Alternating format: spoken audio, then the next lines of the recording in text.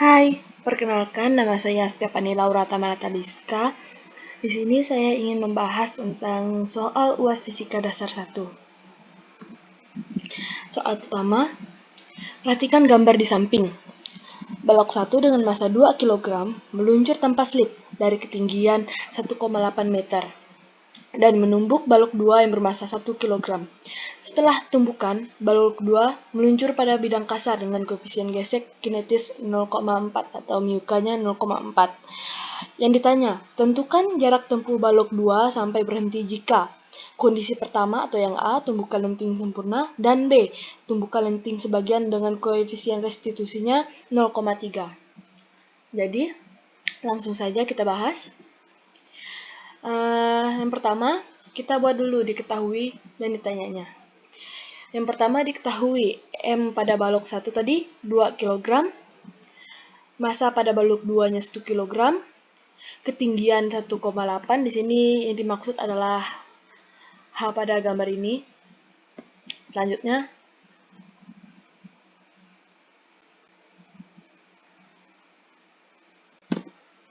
μk-nya diketahui tadi 0,4.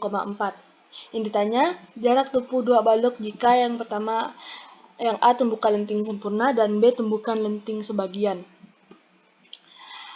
Langkah awal, kita harus mencari VB atau kecepatan kondisi B terlebih dahulu. Di sini kita bisa memakai hukum kekekalan energi mekanik dengan rumus EMA sama dengan EMB. Di sini saya menuliskan EKA 0 dan EPB 0 karena pada gambar tadi diketahui pada kondisi pertama kecepatan itu 0. Sehingga EKA-nya tadi 0. Dan saya menuliskan EPB sama dengan 0 karena pada kondisi kedua balok sejajar dengan lantai sehingga ketinggiannya itu 0.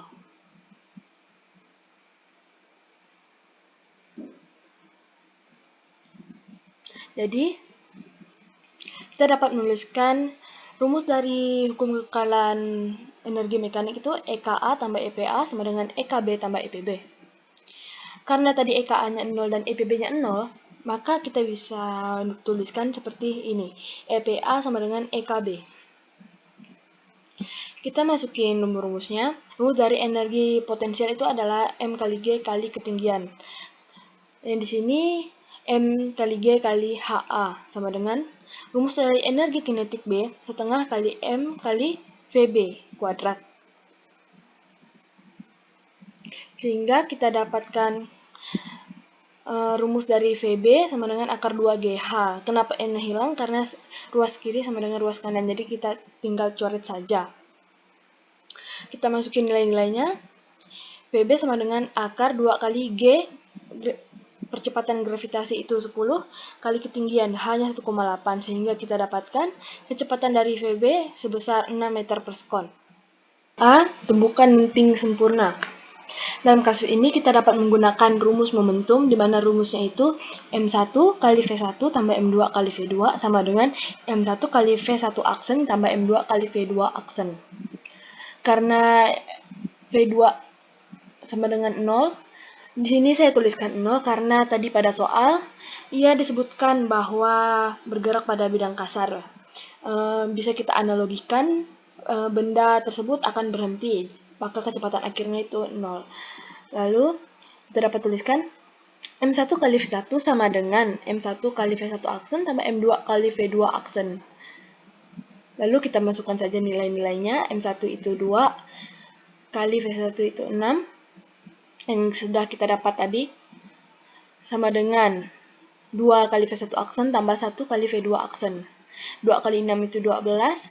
2 kali V1 aksen tambah V2 aksen. Jadi ini kita dapatkan persamaan pertama. Langkah selanjutnya, kita dapat menggunakan rumus koefisien restitusi atau E, di mana rumusnya itu E sama dengan min V2 aksen kurang V1 aksen per V2 kurang V1. Kita masukkan saja, jika dia tumbukan lenting sempurna, E-nya sama dengan 1. Itu merupakan syarat jika tumbukan lenting sempurna.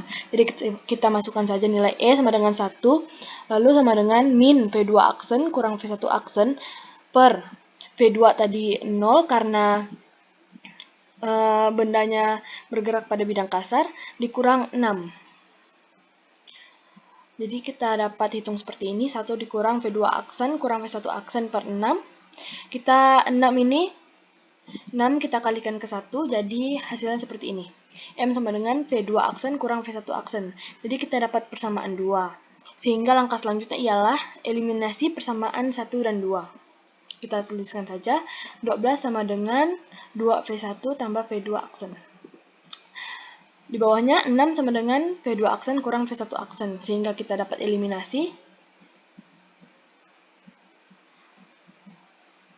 Kita eliminasi di sini. Kita eliminasi V2 aksennya. Karena tandanya ini sama, sehingga kita kurangkan saja. Jadi 12 kurang 6 itu 6.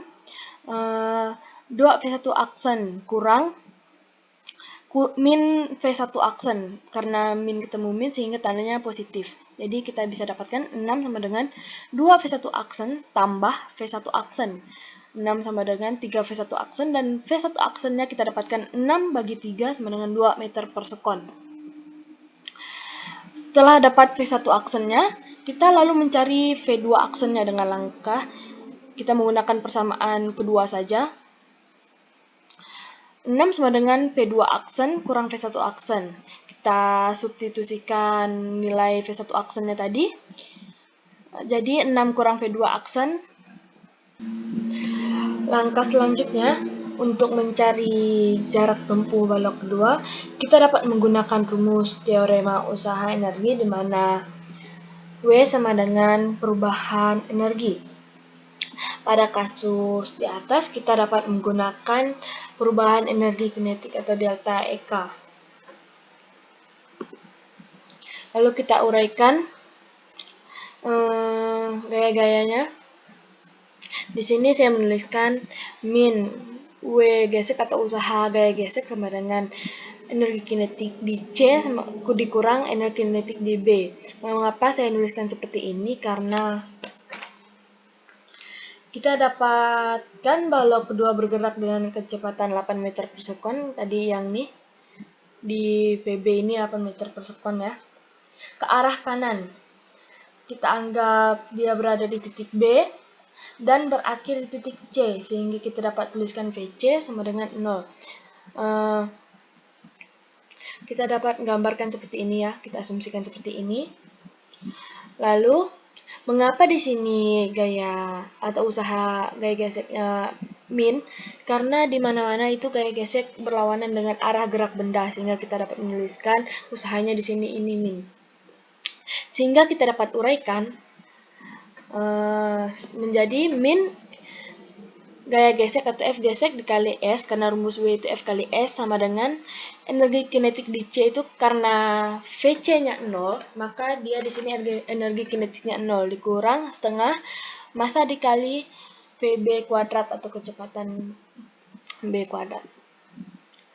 Lalu kita uraikan lagi. Rumus gaya gesek itu adalah mu K kali M kali G kali jarak atau S sama dengan min setengah dikali massa dikali kecepatan benda di B kuadrat. Kita dapat eliminasi M-nya karena ruas kiri sama dengan ruas kanan, dan nilai min-nya kita dapat eliminasi sehingga kita dapat menuliskan, langsung saja kita dapat tuliskan seperti ini, S sama dengan VB kuadrat per 2 dikali mu K kali G. Ini kita pindah ruaskan saja. Lalu kita masukkan nilai-nilainya. S sama dengan VB kuadrat tadi kita dapat ketahui besarnya itu ialah 8 meter per sekon dikuadratkan per 2 dikali mu K-nya 0,4 dikali percepatan gravitasi itu 10. Sehingga kita dapat hitung hasilnya seperti ini. S sama dengan 64 per 8 sehingga kita dapat jarak tempuh jika tumbukan lenting sempurna itu sebesar 8 meter.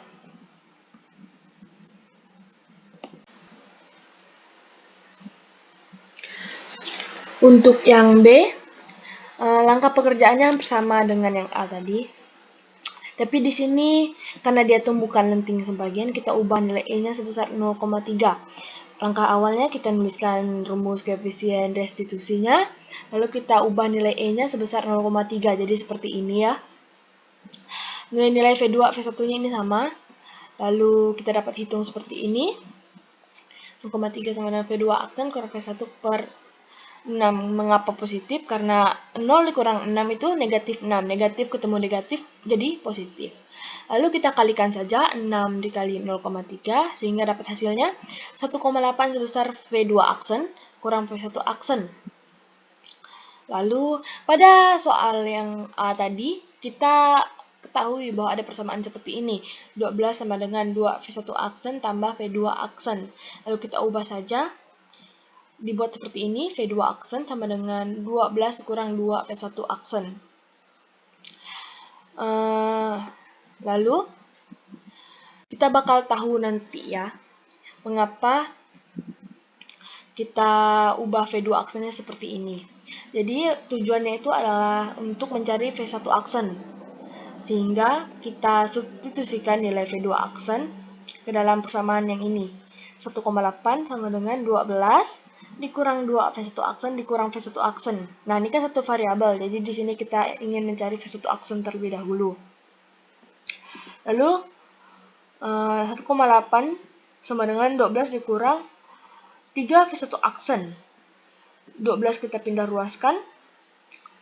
10,2 sama dengan 3 V1 aksen. Lalu V1 aksen kita dapatkan nilainya 3,4 meter per sekon. Setelah mendapatkan V1 aksen, kita dapat mencari V2 aksen. Kita dapat tulis seperti ini. V2 aksen sama dengan 1,8 ditambah V1 aksen. Kita substitusikan saja nilai V1 aksennya menjadi V2 aksen sama dengan 1,8 ditambah 3,4 sehingga kita dapat V2 aksennya 5,2 meter per sekon. Setelah mendapatkan kecepatannya, langkah pengerjaannya sama seperti tadi. Untuk mendapatkan jarak kita menggunakan rumus usaha sama dengan perubahan energi kinetik. Ya, langkahnya sama saja seperti yang A tadi. Lalu kita uraikan seperti ini. Ya, langkahnya hampir sama tadi ya dengan yang A. Nilai-nilainya saja yang berubah. Lalu di sini kita substitusikan nilai kecepatan atau V2 aksen yang telah kita dapat tadi 5,2 kuadrat per yang bawahnya ini sama 2 kali 0,4 kali 10. Kita dapatkan seperti ini sama dengan 27,4 per 8 sehingga kita dapatkan jaraknya 3,38 meter. Yang kedua, sebuah kubus dengan panjang rusuk 8 cm, jika dicelupkan ke dalam air, ada 3/4 bagian kubus yang muncul di atas permukaan air. Diketahui rho air sama dengan 1 gram per cm kubik dan rho minyak sebesar 0,8 gram per cm kubik. Jadi ditanya yang pertama, tentukan massa jenis kubus atau rho kubus, dan yang kedua, jika kubus tersebut dicelupkan ke dalam minyak, berapa bagian kubus yang muncul dari permukaan minyak? Ini mohon maaf saya salah tulis ya, ini sebenarnya minyak. Untuk penyelesaiannya, yang pertama kita menentukan massa jenis kubus. Langkah awalnya itu adalah cari gaya tekan ke atas atau FA dengan rumus FA sama dengan rho air kali gravitasi kali volume celup.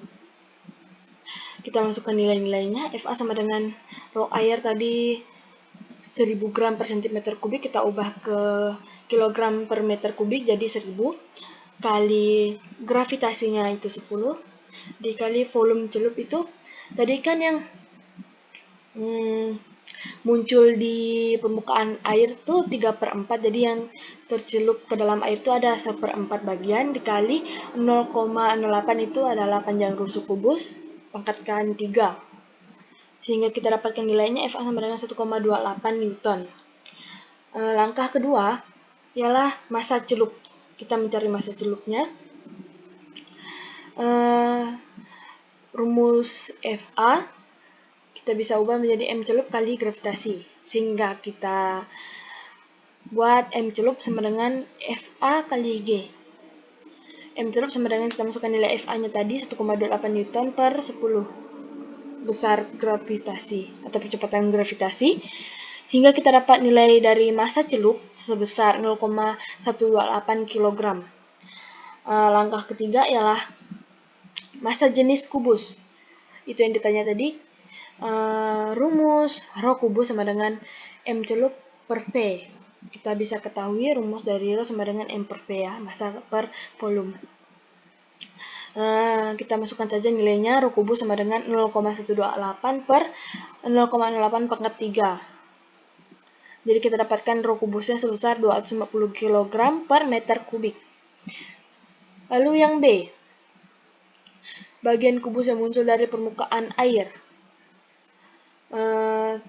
Kita dapat menggunakan rumus W sama dengan FA atau gaya berat sama dengan gaya angkat ke atas. Kita dapat pecah rumusnya, jadi rho benda kali volume benda sama dengan rho fluida kali volume celup. Kita masukkan nilai-nilainya, rho benda tadi kita dapatkan 250 kali volume benda sama dengan rho minyak kali volume celup. Sehingga kita dapat tuliskan 250 volume benda sama dengan 800 volume celup. Jadi, kita bisa ubah seperti ini, volume celup sama dengan 250 dibagi 800 volume benda. Sehingga kita dapatkan volume yang tercelup tadi 5/16 bagian dari volume benda. Yang ditanya ialah yang timbul dari minyak tadi ya. Kita bisa menghitungnya seperti ini, 1 dikurang 5/16. Mengapa 1? Karena kita ibaratkan saja atau kita asumsikan volumenya itu, volume keseluruhan itu 1. Sehingga kita bisa hitung seperti ini, 16/16 dikurang 5/16 sama dengan 11/16 volume benda.